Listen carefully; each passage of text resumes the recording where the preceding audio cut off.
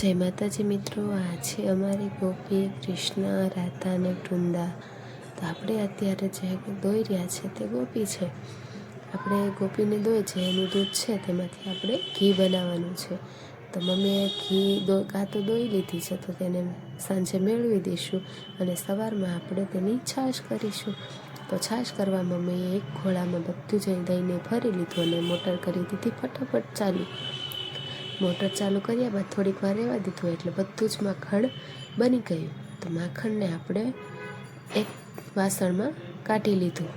બધું માખણ નીકળ્યા બાદ આપણે તેને 2 થી 3 વાર સાફ પાણીએ ધોઈ લીધું, જેથી તેમાં જે છાશની સ્મેલ આવતી હોય તે ના આવે અને આપણું ઘી લાંબા સમય સુધી સારું રહે.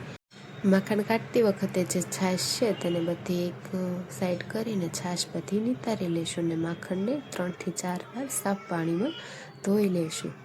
માખણ ધોવાઈ જાય બાદ આપણે તેને ગરમ કરવાનું છે.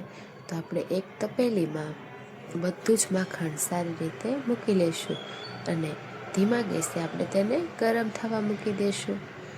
ઘી ગરમ થાય ત્યાં સુધી જો તમારે કોઈને પણ ઘી લેવું હોય તો તમે તે કમેન્ટ કરી દેજો.